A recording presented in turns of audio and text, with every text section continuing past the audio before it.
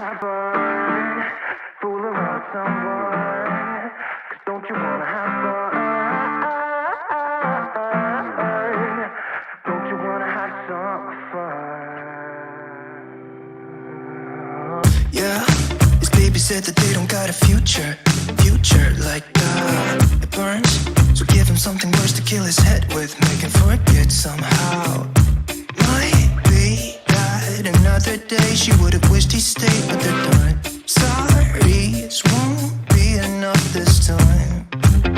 Yeah, he's calling all his friends to get some action and distract him right now. He's fine, got Lucy on the line, let's get this started. Where's the party tonight? I feel good, nothing weighs me down. I can't believe my luck right now. Red eyes while he said, don't you wanna have fun? Fool around with someone. Don't you wanna have fun? Never mind my dumb heart, it needs a little kickstart. 'Cause don't you wanna have fun? Don't you wanna have some fun? Don't you wanna have some fun? Ooh, who needs a job to pay the rent? He's busy. Gotta feel free sometimes, right? What doesn't make you will only make you stronger if you believe what they say. Might be that another day she would have wished he stayed, but they're done. Red eyes while he said, don't you wanna have fun? Fool around with someone. Don't you wanna have fun? Never mind my dumb heart, it needs a little kickstart. 'Cause don't you wanna have fun? Don't you wanna have some fun?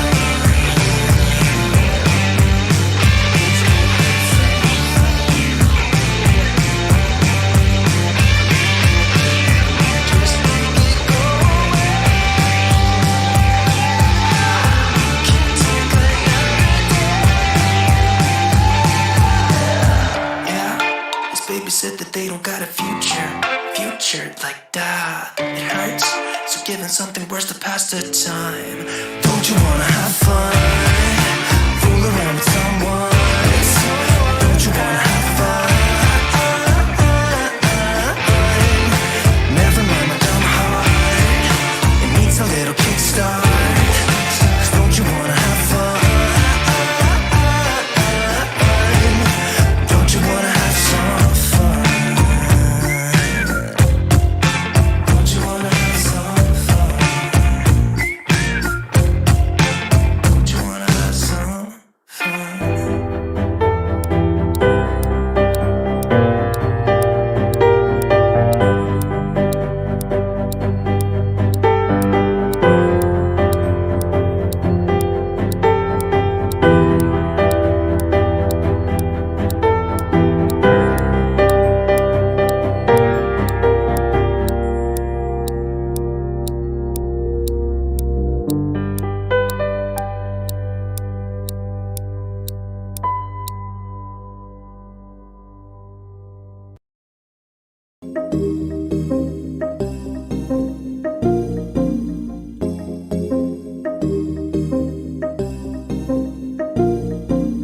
I know I can't forget it. The cyclone in my head. But when I first saw you spinning, I was in a craze. 'Cause when it gets late at night and your love is on my mind, your energy makes me wanna let loose. Yeah, I can't be wasting time waiting for the sun to rise before we fade out tonight. Let loose. Stay for another song. Well, welcome everybody to our second edition of Wedding Wisdom. Second episode. We survived the first episode, and I think we were quite comfortable with that one, so we decided, let's do it again because we had so much fun in the last one. Of course. Obviously, the whole purpose of this is to be able to learn a little bit about the wedding industry. Myself and Amanda run company that's called Euro Productions Entertainment Services. We consider ourselves innovator of unique entertainment solutions, always trying to come up with good ideas for entertainment. Primarily, we provide DJ services, but we'll do anything from dancers to bands to we'll provide AV services. We even, one of my favorite things is we can get an actual human being dressed in mirrors and hang him from the roof. So that is one of my favorite things. We haven't been able to utilize that yet. There hasn't been a big demand for it, but it's there if you want it. So yeah, I'm just waiting for that. Maybe now that I've said it, maybe somebody will go, I want that at my wedding. Christmas is coming up. That's right. That's right. That would be a neat Christmas feature. I'm not sure what the labor laws are around that, having somebody hanging from the roof, and as far as like breaks and all that kind of stuff. Like, do we keep them up there for the entire night for 8 hours? I'm not sure how that works. But anyway, we'll figure that out if anybody ever wants it. So my name is David Gale. I'm one of the hosts. Amanda here, my wife, is the co-host, and we work together on many things, including this show right here. So hoping to enlighten and entertain and use some of our wisdom to, give it back to you guys so that you can plan the best wedding ever. That's right. Now, I was pumped up when the show was started last week with our song. So one of the guests that we've got today, Sharon Barwick, who is an officiant, is going to be coming on with us right away. And we're going to talk about a prize that she's going to be giving away. If people want to comment, they can comment either live during the show. I know a lot of people watch it after the show. So throughout the week, if you want to comment on anything, then we might have a prize that we can give away. And I'm going to talk to her about that right away. But I brought this whole getting pumped up thing because I saw somebody dancing in the background while the song was playing. And it looked to me like she was having a party of one there, which you don't need anybody else to have a party with, right? Party of one for you, right? So welcome to the show, Sharon. Thank you very much for joining us. I really appreciate you being here. I love you to death. We have worked together before, and I can't wait to talk about some of the stuff that you bring to the wedding industry as an officiant. Now, I have another guest who's going to join us right now, and this one's really cool because Justyne and Jay just got married. Yay! So here's one of our clients. So she's rocking the Under Armour there. Look at that. She's all ready to go. Now, okay, so what's the situation? You got you've got your DJ who performed at your wedding, helped you to party there, and then you've got your DJ bothering you after your wedding when you're supposed to be on your honeymoon right now, saying, "Hey, do you want to come on a show and talk about planning a wedding?" So where are you guys right now? You're wait a second, let me guess. You're in Calgary getting ready to go somewhere. Yeah. Okay. So you just came from. So we just came from the Nordic Spa, so we spent a night out there. Lovely. Okay. Yeah, it was like a midway break, which was nice because Jay's brother is from Nebraska, so that he doesn't get to see them very often. Oh, okay. They were here for the wedding. They left on Wednesday morning, so it's like, okay, now it's our turn to actually like absorb what just happened. Yeah, no doubt. Right. Right. Like, Takes a few days. Yeah, it takes a few days. So I think what you're doing is really smart. There are many stories in the wedding industry, like the jewelry rings and stuff, those kind of industries where they say they had a wedding ring, but they were like, well, we need to sell more rings. What should we do? Oh, let's come up with an engagement ring. That's a great idea. Let's do that. So they start promise ring. And so then they start selling all these other types of rings, and it became tradition. What you're doing is you have a pre-ceremony. Then I think you should have the mid-ceremony and not the ceremony, the honeymoon. Sorry, the pre-honeymoon, the mid-honeymoon, and then have the honeymoon. So you guys get 3 honeymoons. Make that tradition for wedding couples. Yes. I mean, every year should be a honeymoon adventure. I think it should be. That's right. I think from now on, the tradition is every year is a honeymoon after you get married. So. And especially like, even if you can't, like, I know honeymoons aren't cheap or anything like that. That's also like, we want to do something big like Greece in June next year. It's also hunting season, so we can't do a honeymoon now. Like, at least do something like small, like, so just get a night out, and like that makes a big difference. Like, because especially when you have the kind of, luck that I had come like leading up to the wedding. My replacement ring for now. Do you want to tell that story? So what happened with the real one? Speaking of rings, it's just more things for me to lose or break. Oh, no. Right. So this was a theme at the wedding. This was the theme at the reception. Yeah. It was. It started off, well, first my bridesmaid got COVID, so she couldn't make it. Oh. But luckily we did have one of my friends was able to, we ran and got her a dress Friday, didn't need a hem, didn't need any alterations. It was perfect. Wow. Yeah. We got her in there. And then Friday when we were setting up and we were just finishing, I looked down and my diamond is gone. Ah. So, Oh. yeah. Well, at least it wasn't in the bottom of the ocean or something like that, right? Well, instead it's in like, it's at that venue, which is like completely outdoors, gravel, all of this. Oh yeah. So the venue we're speaking of was the Coots Center. Yeah. So that's where you had the wedding, the Coots Center, and we actually have some video of kind of the setup and what we did there. And yeah, I took this so that because I knew we were going to be showing this on the show, so I wanted to show this. Look at the surprise So on her gorgeous face. there.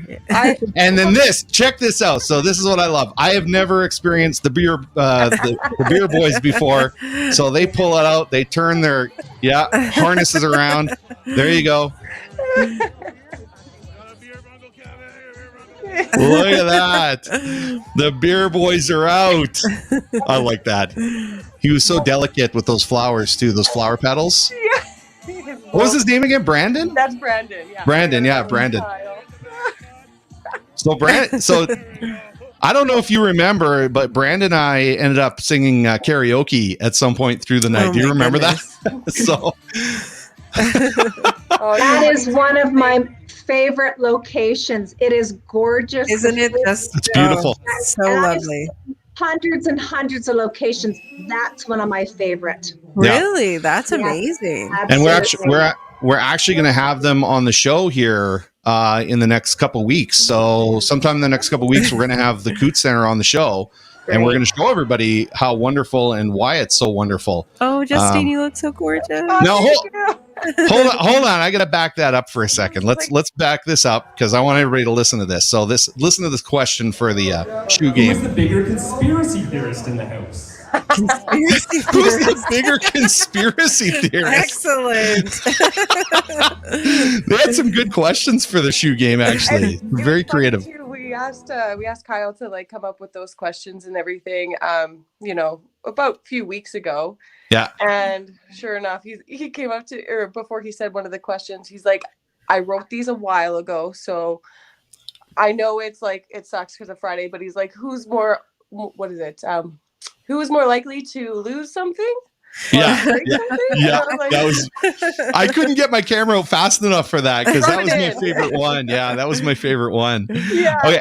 So then we had the first dance, right? So first dance. This deserves more sound. And then you guys kicked off the party. Yeah. Let's do it. That's right.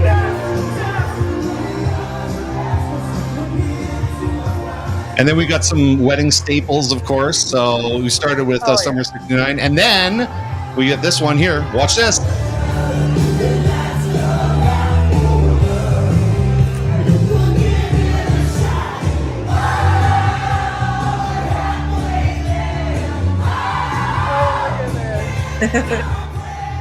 So I didn't know your family was a bunch of musicians and singers. I didn't realize that. So you guys are a talented family. It's great. Give us a couple beers and we're good. Yeah, after a couple beers, exactly. Wow. Okay, so I do want to talk to you, Justyne, in a little bit here about basically the reason I brought you on here. I asked you to come on because I'm sure that every wedding couple, every bride, every groom, and when they're planning the wedding, always has some surprises that come up, things that they didn't foresee happening in the planning stages. So I thought it'd be cool to bring you on to kind of share with other wedding couples who might be catching this what those surprises might be and things to kind of watch out for. So I'm gonna ask you that in a second. Okay. We always have a theme for the show. So today's theme, now think about this one, Justyne, as well. Today's theme is autumn. We're moving from what I would call peak season of the wedding season into, for us, it's a little bit slower. Not for Sharon. Let's just get this. Not for Sharon. Sharon's just like flat out going all the time. So for us, it's a little bit of like between. Although I would say this year we're a lot busier in the fall than we normally are. So maybe people are are gravitating towards booking in the fall. So, this is what I wanted to bring up is that I think it's a good point for many couples to start thinking about. And I don't know, Justyne, if you guys had some sort of plan or there was a motive behind getting married when you got married, like there's significance to the date or anything like that. But this is a great time when it comes to, downtime to find some great deals in the wedding industry. Because, the people like myself, our industry, venues are not quite as busy. So they want the business, obviously.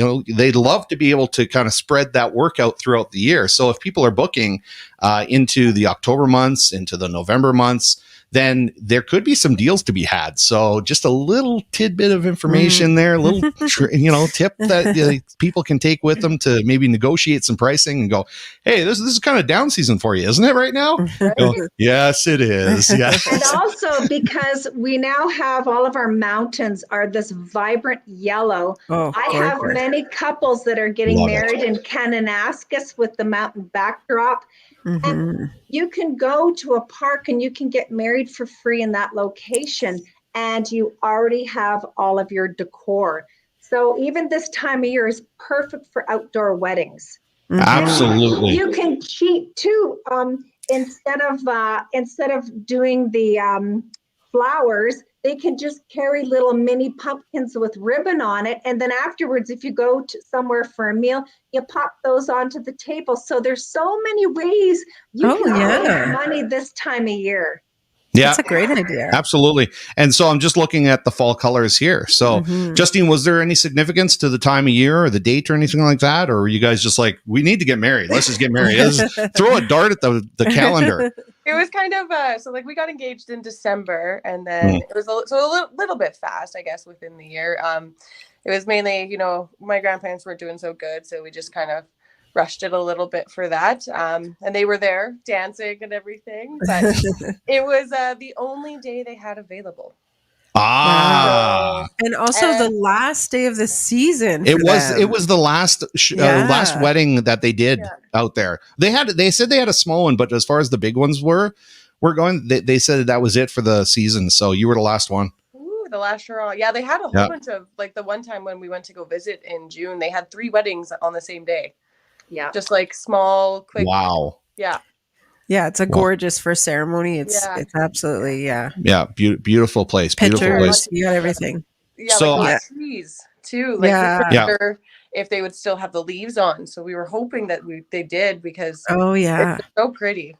That's exactly what I was showing here is you see the leaves and the different colors and stuff. And that's what Sharon was talking about, and it doesn't cost anything to go to a park and have this kind of beauty as your backdrop. Right. So again, just thinking about this whole theme of autumn and maybe the whole wedding season kind of slowing down a little bit, but there's opportunities there. So I'd like to encourage anybody who's thinking about maybe planning and you're not sure when. This is a great time of year to be able to book a wedding and have somebody like Sharon come out and be your officiant as well. So, so Sharon, I want to talk to you about what you do, because you and I have worked together for a couple weddings, and I want to show everybody this amazing prize that you've got that you're going to be giving away. A Sharon Barwick coffee mug. What? Now, whenever I think of a coffee mug, I always think of this on the that's the face. That's the pose. Coffee mug you think of? That's the pose I always think that's going to be on the coffee mug. So I have a feeling Sharon's got a little bit more class than that. So. Well, along with the coffee mug, because I've been in the wedding industry for 35 years in all areas, I'm going to give away a 3 1-hour face-to-face talk about people's wedding, how they can save money, and how they can incorporate themes right in the ceremony straight through. So not only the coffee mug, but a one-on-one wedding planning and my 35 years of wisdom.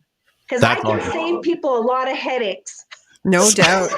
So I was thinking too, Sharon, do you miss seeing the whole dinner and dance and that whole thing? You're in one portion of the wedding now, and then you say bye and you move on. Do you kind of miss those times at all, or are you Are Where we you get to- happy with where you're at and what you get to experience? Now she was a DJ in the past. Keep that in mind. I know. So she did a lot of that. So I did. You know, I've been a DJ, a florist, a wedding planner, and event producer. As a professional actor, this leeway now that I'm retired from the event industry, it's perfect for me. And no, I don't miss it. But the good thing is, because I understand the roles of all the other vendors, I collaborate so closely with everyone. Yeah. Like DJ Dave, your mics are the best that I ever get to talk to. They're the best, I'm just going to say. Mm-hmm. And I work closely with the photographers so that we're lined up so that they get perfect photographs. So wedding planners, I get their job. So because I've had so much experience, it works so well, and I can offer advice to the bride and groom for things that they don't know that they don't know. Absolutely. That's a very important philosophy, is understanding there's things that you don't know. Mm-hmm. And taking advantage of professionals. Now, you say you've been in it for 35 years. I've been in it for 37 to 38 years now. Sometimes I wonder if maybe I should not be boasting about how long I've been in it. Maybe it's. I think it should be 30 plus. Let's 30 not plus. Dwell on the actual. Let's not. Okay. At some point, there's a number of years that's too many years. And well, I think that it's really important for potential clients to understand that we are professional, seasoned, experienced people in many facets of the wedding industry. Because when I walk on a wedding site, I have the mother eyes in the back of my head. I scan coots right away, and I know what's working, what's not working, so I can mitigate problems before we even start. And the fact that that she lost her ring, I've had in my love stories. How many times have I talked about the guy dropping the ring in the river? Yeah, in his proposal. So I never want to say I have seen it all, but maybe that close to seeing it all. Wow. And we've got somebody who came on and said, wow, talented lady. So sure yeah, absolutely very talented. There are some things I want to point out as we discuss and talk here about, what you do and how you do it. But the first thing I want to do is kind of, let's go through some of these photos. So these photos are absolutely beautiful. So I don't know. This shot here, I just have to tell you, this is the wedding where my groom, just as the bride was coming up the path, his contact lens popped out, and I had to say, stop to the bride. We had to get down into and this is on the top of a mountain, get into the grass, find his contact lens. And I said, okay, quick, wipe it off and pop it in, and then she can come down the aisle. Oh my goodness. That's so funny. All right. So look at this. So we were talking about the different seasons and stuff, and you were making a good point before we even went to air, which was making sure that people think about the comfort of their guests, your comfort, making sure that you can actually hold your script and stuff, and whatever you need to hold to be able to do the ceremony. And one of the things Justyne, I think, discovered, and I mean, I've had experience with wind before, but man, it was windy that day. So you're gonna deal with the elements out there, and so that's something that you want to think about as well. So I see you're nice and warm in this picture here. I am, and originally when I started marrying people, I thought, okay, I will mimic my bride where she has hardly any clothes on, like she's got that bare shoulder, and I won't wear anything. But I realized that people have to understand what the heck I'm saying, because I do most of the talking, and I can't do that. So I now just dress warm, and I try to take care of my brides. If I see the shawls coming off her shoulder, I just reach over, and I kind of like a mama in my ceremonies, and I just keep her warm. Yeah. So I don't freeze anymore. Okay. So what is the deal? So did these people get married right here and there? That's like, yes, they did a big proposal. She had no idea that she was coming to this location, and then boom, there it was. So he did not drop his ring in this water. My other groom dropped it in a river. Oh golly! But it's just so lovely, and they sneak them in, and then it's these surprises are so wonderful. Yeah, that's so cool. I love along the bridge there. So they've got all their guests along the bridge, kind of watching what's going on. Is that what they've got? So will you marry me? Anything That's social, everyone's going to want to watch. You just hope that they don't, they turn off their phones and stuff. But anything Yeah. public in a park, everyone's going to watch. so. Let's talk about shotgun weddings. You've done a lot of these. I know. I'm a cowgirl. Yeah. I love horses. And in my weddings, I've had dogs, horses, and one elephant. What? Really? An elephant? Yes, I I have know. not had an elephant. Yeah, well, it was in Vancouver for an Indian wedding. So, I mean, again, I have had so many great experiences, but that shotgun wedding, they were heading off to another country, and he's a hunter. And so they came in their truck, and as he was walking up, he looked at me and he said, so do you mind if I bring in my gun? And I thought about it for 1 nanosecond. I said, sure. As long as you can offer me a nice elk roast or something. That's awesome. That is so good. Fun. So we're gonna talk about the cultural and blended weddings here in a second. I want to point out something that I noticed about you as a AV kind of guy. Something about you that I really appreciate and something I think is great. You understand and realize that the wedding is not necessarily about you. Absolutely. It's about the couple. And when a lot of people that I've seen do weddings, they'll repeat in the microphone what the bride and groom need to say, and then they'll move the microphone over to the bride and groom. You keep the microphone away from your own mouth. It's about them. You just whisper to them what they need to say, and they're the only ones that are heard. It's a small detail, but man, does it have impact. And those are the kind of things I want to point out to people that professionals like Sharon really look at, and they watch and they know, those little details can make a big difference and go a long way. Mm-hmm. So I think that's absolutely fabulous. It's one of the things I love about you. Thank you. One of the many. It's really lovely for them too. And lately I've been I'll look at the bride and I'll say, okay, now this is the first and last time I'm ever going to whisper into your husband's ear. So please don't be jealous. But everyone laughs because I really love doing fun, engaging, memorable weddings. And when you can have fun with stuff like that, everyone has something to talk about after their ceremony. And it's just great. Yes. I'm gonna go back to our service just for a second because I see a little bit, those details. One thing we can always guarantee is that we can guarantee that right from the first dance, we're going to have that dance floor going. And so we had a great time with Justyne's wedding on the weekend. And Justyne, I want to bring you in now just for a second here, because I do want to get some feedback from you. You've been kind of listening to what we've been saying. I don't know if anything you're relating to anything, but what have you noticed? What did you notice when you were planning your wedding that kind of stood out as either a surprise, or I didn't see that coming, or man, I wish I would have known that beforehand, or anything like that? I think I'm a very organized person. So I had spreadsheets and everything when I was planning this wedding. Yeah. And I find that doing your research goes a long way because I'm also cheap. So as Sharon was saying, like there's ways to actually make it a little bit cheaper, but still be like that amazing wedding that you want. So I think they call it frugal, isn't it? Yeah, frugal. frugal. That's a better word. Frugal. Yes. Just being frugal. Yes.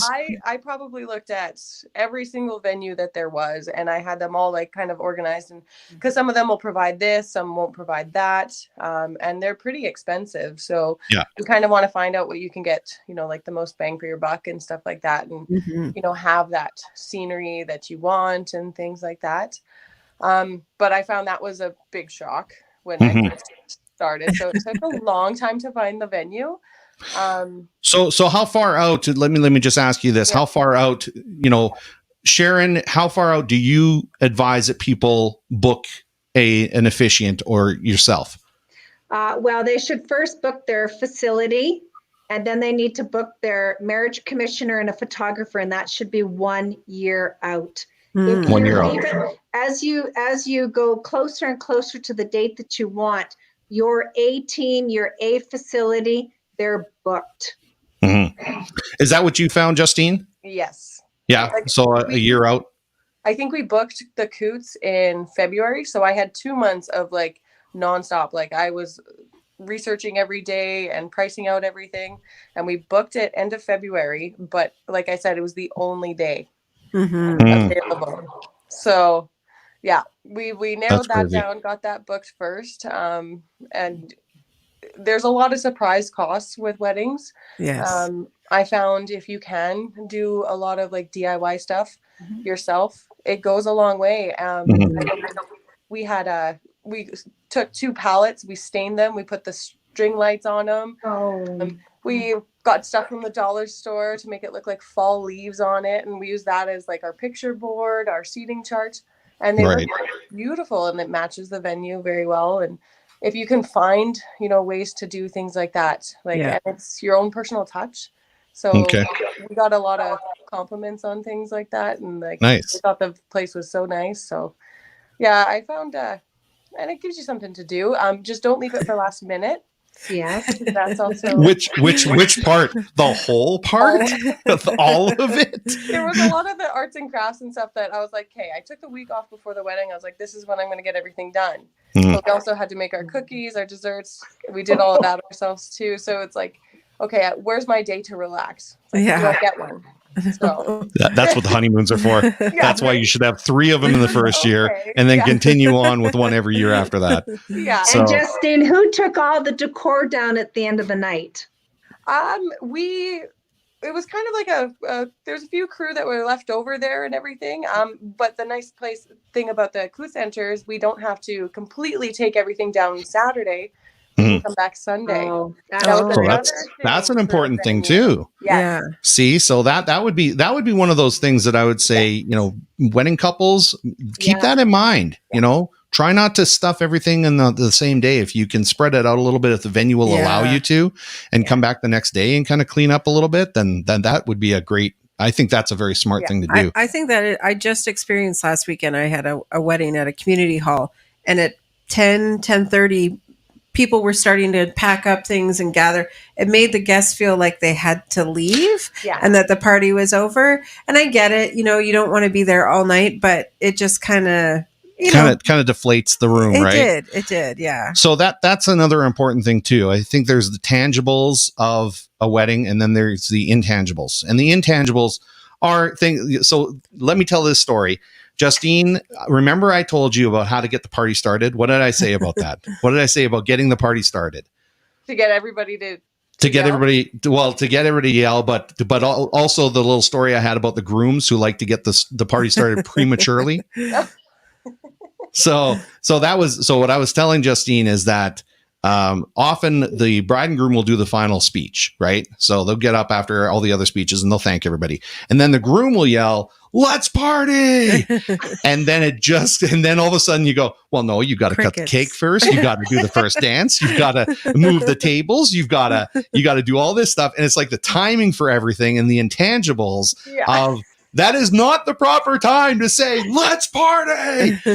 You wait until all of the stuff that needs to be taken care of is taken care of. And then when the DJ is ready with the first song to really party, then you come up and we say, "Let's party." We hit the song and the dance floor is going.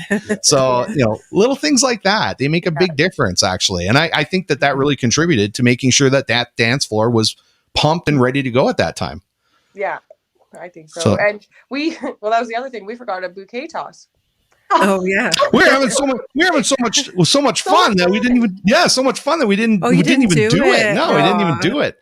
So we forgot a few things, but you know, like everyone kept telling me, or like all of us the day before, is like it's gonna go by so fast. It does. The morning of we're doing our hair and makeup, and you know, it didn't seem like it was going by fast, and then it was noon, and then it was like, "Okay, it's 1 o'clock already." And it's like, "Okay, where's the time going?" Okay, 10 minutes to go walk down the aisle. And then it just like was over like that. So you want to do it again. Yeah. So much fun, but it happens Justyne, so fast. what I do is at the beginning of my ceremonies, I've started to just say, once you're both up at the front, I just say, let's just take a moment, turn around, and look at all the faces that are here. Feel the love in the room, because it's going to go so fast. just take a moment and enjoy this. Yeah. I slow everything down because it goes so fast. Oh, way too We fast. we had so last week we had Kirsten who joined us for the show. Hi, She Kristen. said she's back. She's excited to be back for episode 2. Now you missed a lot of it, so you might have to watch it later. We do have a prize, as I mentioned earlier, that we're giving away. Now, I know that Kristen won a prize last week, so I have another person who commented already that is in the running for this Sharon Barwick coffee mug.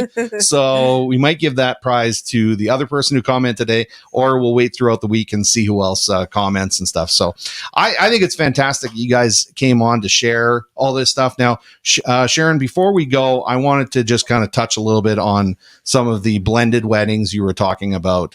So we have multicultural weddings that you do, blended weddings that you do. I mean, you'll do every kind of wedding, right? I do. What's really important when you blend weddings is that, especially when you're coming from two different cultures, is that you talk a lot to your partner and find out about their cultural preferences, about their family. Like when you have a child, usually a family from another country comes here for 6 months, not just 1 week. Mm-hmm. It's a real difference. Same thing with blending families with children.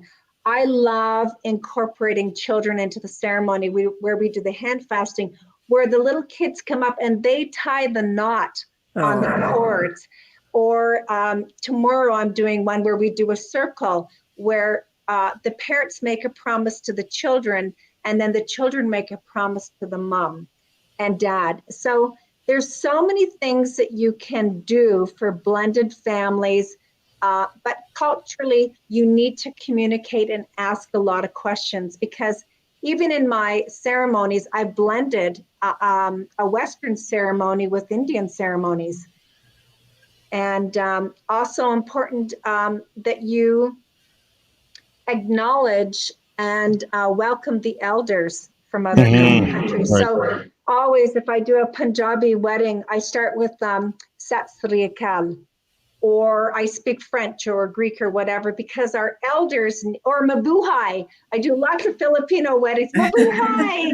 And so you want to acknowledge everyone. So it should be, I believe that a wedding should be inclusive and engaging for all the families. And ask your families, what are their expectations? Because they will have their own expectations. That's in right. marriage.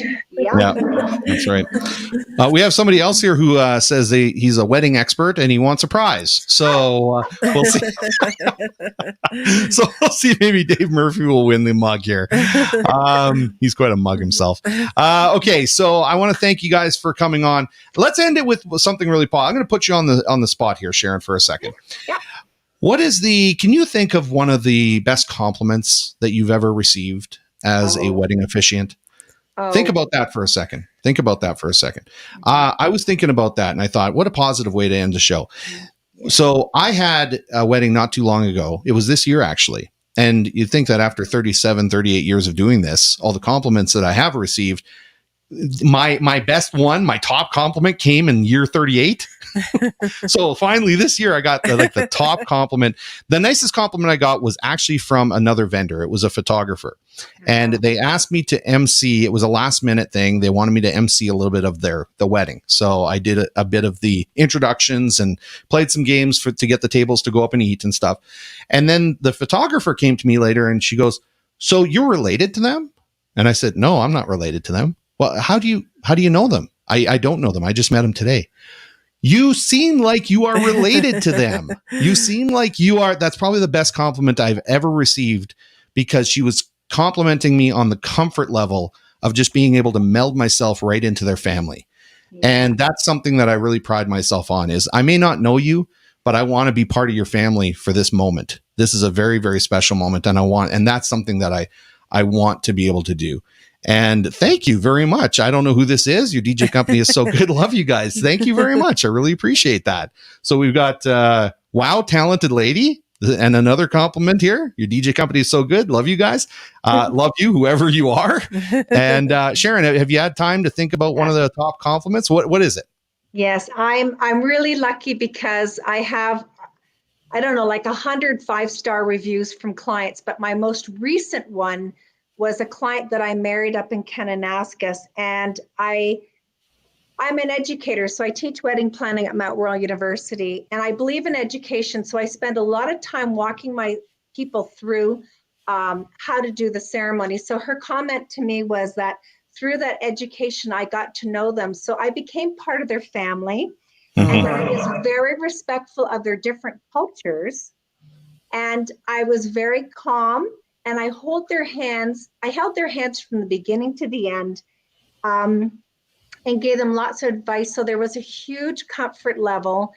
And I really just felt like I was part of the family. So I think that that's the motherly advice and the calmness. And I really know what I'm doing, but just with a smile. So that's what people say. And so, but hers was really long. I was gobsmacked. I just didn't know what to say. And I said, well, I'm a little bit wordless to respond to this, but thank you for your kind comments. That's very nice. And I want to thank Justyne for making me cry at the ceremony as well.